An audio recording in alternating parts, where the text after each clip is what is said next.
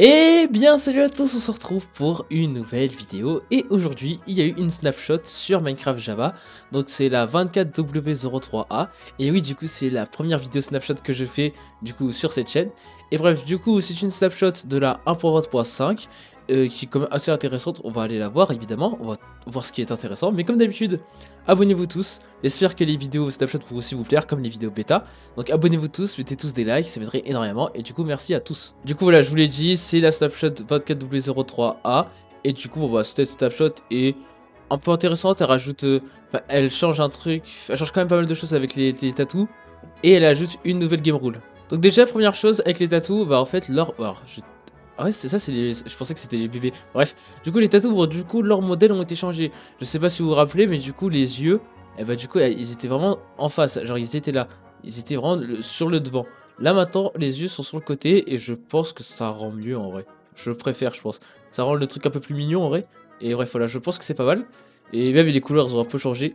Et bref, oui, je pense que c'est quand même mieux que celui qui était sorti avant. Il y aura peut-être des autres changements. Mais dites-moi ce que vous en pensez dans les commentaires. Mais du coup, voilà, en vrai, c'est quand même beaucoup mieux. Et également, du coup, vous savez que les tattoos de base, ils apparaissaient dans les savanes. Maintenant, ils peuvent apparaître dans les Badlands, donc dans les messas. Et voilà, ça c'est cool, c'est un endroit où du coup vous pourrez le trouver et c'est cool. Ensuite, du coup, il y a aussi un truc très sympa maintenant que les tattoos. Et bah maintenant, du coup, ces derniers vont faire fuir les araignées bleues et les araignées qui sont juste à côté. Vous avez vu comment elle court? Donc et maintenant, les araignées auront peur des tattoos. Dès qu'ils en croisent un, et, elles fuient. Donc c'est cool en vrai, ça vous permet de vous protéger des araignées. Vous savez que par exemple, on a les loups qui peuvent faire fuir les squelettes, on a les chats qui peuvent faire fuir les creepers, j'ai du mal à parler aujourd'hui. Et aussi, du coup, maintenant on a les tatous qui peuvent faire fuir les araignées. Et donc ça, c'est franchement très pratique. Ensuite, il y a eu une nouvelle game rule. Alors, je suis pas sûr d'avoir compris à 100%, mais je pense quand même d'avoir compris. Donc du coup, si vous faites les commentaires game rule, vous allez voir qu'il y a eu une nouvelle game rule qui est spawn chunk radius. Donc en fait, cette game rule, elle permet de du coup, on va dire gérer, pouvoir définir le rayon de chunk qui sera chargé quand un mob ou un joueur apparaît. Donc par exemple, quand il y a un squelette qui apparaîtra, bah du coup il y aura par exemple un rayon de 2 chunks qui sera chargé autour de lui.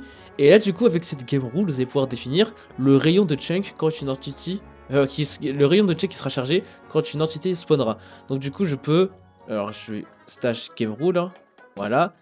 Et du coup c'était quoi? C'était, alors ouais, spawn, voilà. Et là du coup vous allez pouvoir choisir une valeur entre 0 et 32.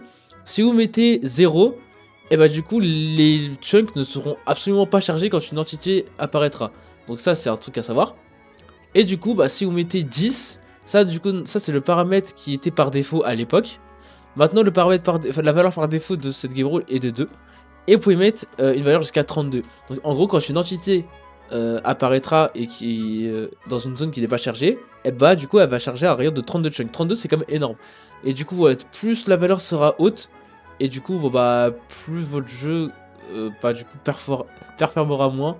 Il y aura quand même moins de performance, donc il faut faire tourner ça sur si la game rule vous la mettez au max, il faut que votre PC ou votre serveur soit vraiment un truc stable et un truc puissant.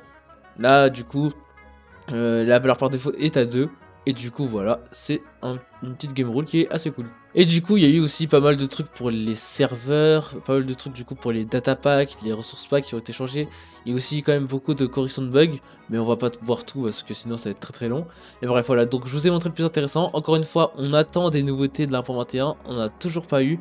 Parce que toutes les nouveautés qui sont sorties, eh ben, on les connaissait déjà depuis octobre. Là on attend d'avoir des nouveautés. Et du coup, bon bah on verra bien, peut-être la semaine prochaine, peut-être aujourd'hui en bêta, parce qu'il y a peut-être une bêta qui sort tout à l'heure. Enfin bref. Du coup voilà, merci d'avoir regardé cette première vidéo sur les snapshots. Du coup, abonnez-vous tous, mettez tous des likes, et du coup moi je vous dis ciao ciao.